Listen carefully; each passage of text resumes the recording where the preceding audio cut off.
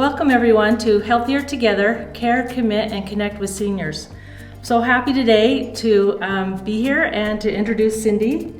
This is my friend, and she actually works for American Fork City with seniors. So she works a lot at the Senior Citizen Center, and her title is Administration and Wellness.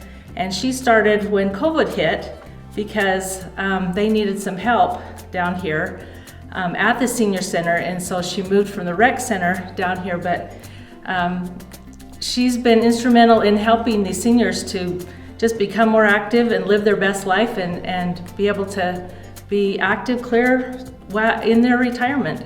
So Cindy, tell me a little bit about yourself and why you chose this field and why you're here, and just maybe a little bit about your schooling. Okay. So this wasn't my field of choice to begin with. Okay. I began as a therapist. Okay. And I worked in the counseling center, with the counseling center at the University of Utah. Okay. I graduated from the University of Utah in psychology with a certificate in counseling. So I thought I'll be a therapist, and I discovered that I'm too empathetic to be a counselor. I took everything home with me, and it was just hard to let it go. So I thought, well, I need to find something else that maybe is up the same alley, but a little less stressful for me. In the meantime, I raised my family. I have 3 kids that I love dearly, and it took some time to be a mom. Yay. And about 8 years ago, I started working at the fitness center, and I teach senior fitness classes and work at the front desk, just welcoming people. Right. And when COVID hit, it shut down the senior center. It's run primarily by volunteers and some paid staff. Okay. And they're all seniors. And so they weren't able to come in under the mandates at the time and work at the senior center, but they still wanted to provide meals for our senior population in American Fork, Highland, Alpine, Cedar Hills, the surrounding area. Mm-hmm. So they asked a few of us, and me because I work with seniors at the fitness center, to come here to the senior center, and for 15 months we gave out meals in the parking lot. And it was a wonderful experience, great to meet all of the wonderful seniors. We had some great interaction. My goal during that period of time was to help them feel like they weren't cut off from the world. A lot of them were feeling completely isolated. And it was a huge problem, and me having a background in counseling and therapy, I was really concerned about the mental well-being as well as the physical well-being of our seniors. Sure. And I was watching just the typical signs that you get of isolation and loneliness. So we had a goal, I had a goal to just give them a 5-minute interaction if they wanted that. And I asked them about their day, asked them about their cat, their dog, their family. Awesome. Gave them just something to look forward to every day. And it was interesting, a lot of them, they would dress up in their Sunday best to come for 5 minutes and get a meal. Oh, that's awesome. And they would hold my hand so tight, I couldn't believe the need. It was just a huge need at the time. And so as COVID kind of started to abate, the restrictions and mandates kind of relaxed.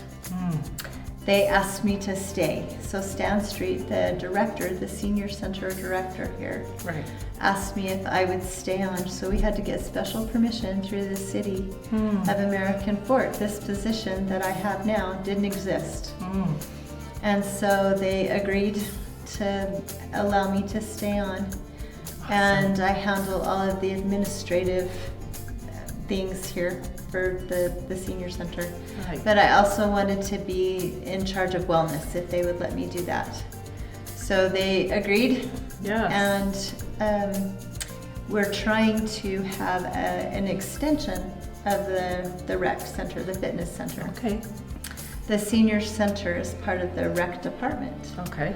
And so our whole goal is to kind of extend that to people who maybe wouldn't feel comfortable going to the fitness center, or maybe would like more interaction socially than they would get at the senior center. So that's kind of what we've started here, and I just have started programming and challenges and things like that to keep people here active as they age. Sure. And also to maybe rebrand the senior center instead of senior, like you can only come to knit and Yes. and play bingo, which is wonderful, and we love people who like to knit and crochet. But we would also like to maybe change the thinking and the philosophy here at the senior center to be more of active aging, Right. rather than a senior center where you just go to knit Yeah. and play bingo. Right. So tell me what encompasses wellness at the senior center for you. Tell me about the classes that you teach. Tell me about, the things that you've started. Okay, so one of my favorite things for seniors is Tai Chi. Tai Chi has been proven to increase balance, coordination, mental well-being, I love as it. well as muscle tone and Yes. things like that, which you normally wouldn't picture in a Tai Chi. But it's just very beautiful flow. It's almost like a dance. It's just very calming. We've had some great results. We've had people report that their blood pressure is down, their pulse rate is down, they have better muscle tone, and these are people who might not be able to go out and participate in an aerobics class or ride a bike or even... Right. I look at the things that are important to me as I age, and balance to me is huge. So yeah, we worked at an assisted living where we did church services and worked with it to help the seniors there, just again to feel like they were loved and that they had a place to be, that they could actually attend their meetings, that that it was a wonderful experience. But balance was huge because we, especially the ones that were a little later on in life, if they fell, it was deadly. Yeah. I mean, we could count on if they fell, especially if they broke something, it was 2 weeks. Yeah. It was deadly. Yeah. So balance to me means huge, Yeah. is huge, because I think I want to do whatever I can to maintain my balance. Sure. And it keeps us more independent, I think. Absolutely. If we're able to maintain our balance and maintain our ability to walk and move, then we can maintain our independence. I think, that's huge. That's huge. For sure. And I think that your programs and the things that you do here, that's a big focus. Yeah. So in addition to Tai Chi, we do chair aerobics. So it's a little portion of what we teach up at the fitness center, what I Okay. teach up there. But I've kind of adapted it to a different clientele for here at Okay. the senior center. Sure. So it's primarily taught from the chair, but we do work on balance as well. Good. But we work on muscle strength and muscle control and dexterity in our hands and our feet. So to help us grasp things and get up and down the stairs, get in and out of our car, not shuffle when we walk. And then we've begun using drumsticks, and we do a little drum segment for brain balance, and it's been really helpful. I have a sweet lady who had a stroke. Oh. And when we first started with the drumsticks, she could drum really well with her right side, not so well with her left, because it was her left side that was affected by the stroke. Okay. And as we've practiced, I've noticed that her drumming has become more in sync with one another, each hand. And her doctor was commenting that she has just made so much progress on recovering from her stroke. How does that make you feel? Wonderful. I know. Wonderful. Yeah, I I just love these think, wow. seniors almost more than anything. And just to see them able to live their healthiest life and to feel productive and independent and happy. and have joy even through the trials of a stroke. Right. To me is essential and crucial, and that's the payment that I get back. Yeah.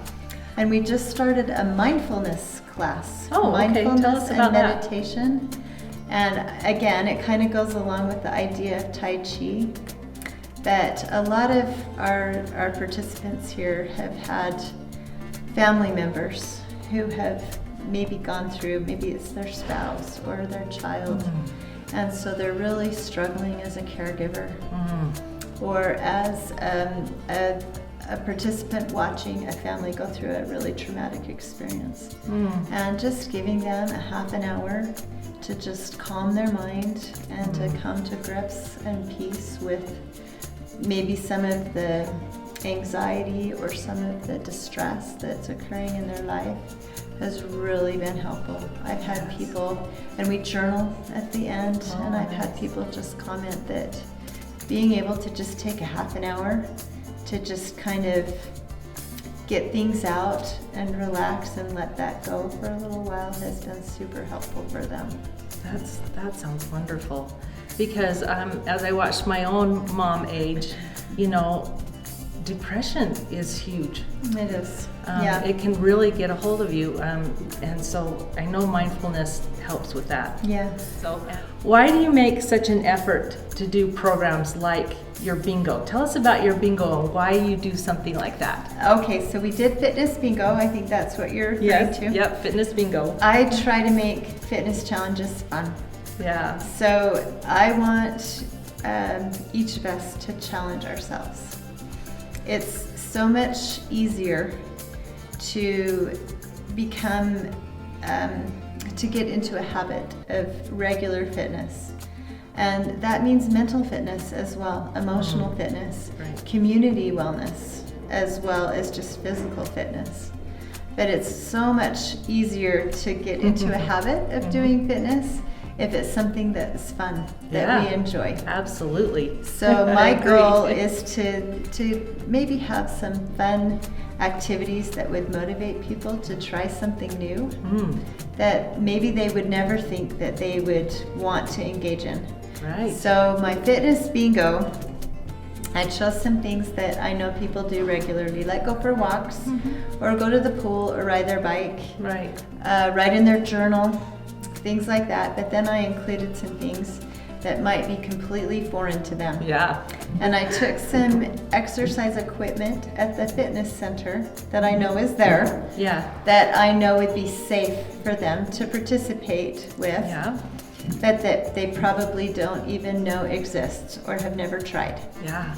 And I included some of those because some of them, like an ARC trainer, it's like an elliptical machine, but it's a lot easier for your joints. And some of those pieces of machinery are actually very helpful for our senior population to help them to maintain good muscle tone without high impact on the joints. That's awesome. And I wanted him to try a Zumba class because sometimes dancing just fun. brings out the dopamine and helps us to be happy and have joy and those feel-good emotions. And so that was my goal. And the line dancing's fun. The line dancing, and the funny thing, so I didn't intend this, but we had class participation increase significantly because people were trying these new fitness classes that they've never tried before.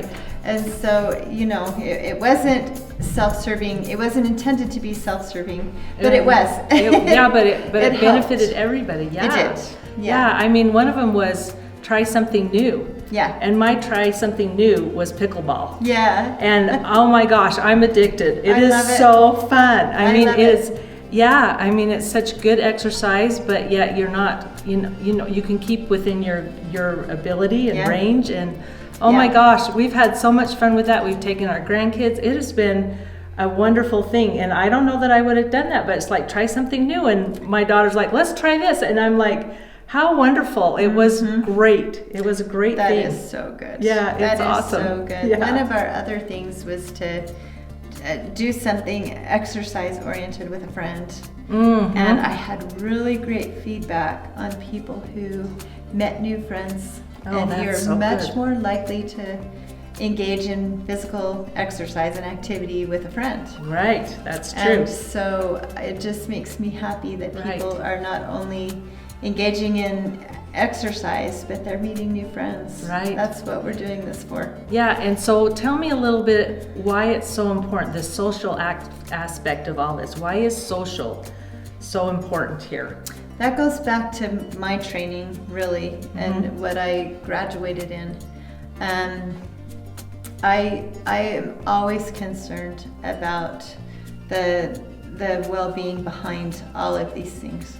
And of course we want to be able to walk up the stairs and get in and out of our car. Right. But we also have to have connection with people. Yeah, connection's huge. Yeah, and there are some people, and I completely understand this, I'm related to people who maybe are a little more introverted and not as comfortable having a lot of social interaction with people. But they need their people, and they need a few people that are important to them. They need to know that somebody else cares that they're on this planet. Yeah. And that they miss them when they're not here. Everybody needs somebody to know your name. Right. And to care that you exist. And absolutely. Just a little backstory. My mother has passed away now, but she was alive during COVID. Okay. And her greatest fear was that she would get COVID. She was extremely afraid of not being able to breathe, which I completely understand. And as we didn't understand what COVID would do to us. Right. And we even now have people with long hauler syndrome. Yeah. Yep, I have that, and it's not fun. It isn't fun, and it's real. It is real. But that was her greatest fear. And unfortunately, it became such an overwhelming fear for her that she wouldn't leave her apartment. Oh, wow. And she had congestive heart disease. Oh. And so with congestive heart disease, if you don't move, then your heart will get fluid around the sac of the heart and you pass away. And I watched her. She had a very rough last 2 years of her life because she was missing that social interaction. Yeah. And I don't know what more could have been done because we did need to keep her physically safe. Right. But watching the trauma that caused from not having an interaction with people. She had me and she had my kids and our family members, but she missed her tribe, her people. Her people. And so I don't know which would have been better. You know, I mean, hindsight always, when you look back, would have been better for her to maybe get exposed to COVID, but have her people. I don't know. How do you judge that? My mom was in a very similar situation. Yeah. You know, she was on oxygen full time before COVID ever hit, and you know, it was a scary thing. Yeah. You know, and it was scary, and you definitely want to keep them safe. And at the time, especially, we just felt so driven to keep her physically safe. Right. But I think that now, in hindsight, we can see the severe damage that's been done psychologically to people with being isolated. And so, just from my mom's experience and the lessons that unfortunately I learned from watching her struggle and suffer with being alone, I kind of made it my mission that won't happen to any of my seniors on my watch. Yeah. So that's my goal, is to make sure that we help them feel loved and that they have a place to be and that they're wanted here. Absolutely. I just, and what you're doing is so valuable, and I recognize that, and I recognize just the wonderful job that you are doing for these seniors, and just grateful, really, that you care about them. Thank you. You know, it's a good thing. I do. I know. When you find your passion, yes. it's a blessing, Right. and I'm just thankful that Right. I was directed here, the door Yeah. opened, and Yeah. then I walked through. Yep, absolutely. Well, I just want to thank you so much for sharing today and Thank you. for this conversation. It's wonderful, and you know, I think the take-home message that I can feel and see is that be active. If you're a senior, don't buy into you're a senior so you can't do. Don't buy into that. Yeah. Because it doesn't matter if you just do sit and be fit. It doesn't matter if you just do Tai Chi. It doesn't matter if you just come here Yeah. so that you can interact with other people. Yeah. Just do what you can, and if you can't drive, you know, neighbors around here, they love to help. And we're trying to get a bus. I have to tell you, we're working on it. You know, there's got to be a way that you can get here and participate, because I know that your lives will be enriched, that you'll be healthier, Yeah. that you'll live longer, Yeah. you'll have better balance. All of it will come together, and all you have to do is try. Yeah. And that's my story. You know, I was down and out and on oxygen and couldn't do anything for a year. And I thought, how am I going to get myself out of this hole? Yeah. And I had a friend come along and she said, just come to water aerobics one day a week. And so I did that for about a month, almost 2 months. And then I went to 2 days a week. Yeah. You know, and was able to really find a way to Yeah. get out of that hole. Yeah. And so, you know, this is important to me, as you can tell. Yes. And I'm doing this for the connection, for all of us. I'm doing this because it matters. It matters that you move. It matters that you have connections. It matters. Yeah. I totally agree. You have to have both. It's a whole, that's one piece of Right. the whole puzzle. Exactly. Anyway, just want to say thank you so much to Cindy for sharing and being You're here welcome. today. And You're welcome. My this was a pleasure. wonderful conversation. And Thank you. Anyway, so maybe down the road we can talk about some other things that you do, because you're Hey, always amen. coming up with Amen. fun new things. So thank you so much. You're welcome. Okay, yeah. You're welcome. Okay, we'll see you next time. Thanks for being here with us. Bye. Bye.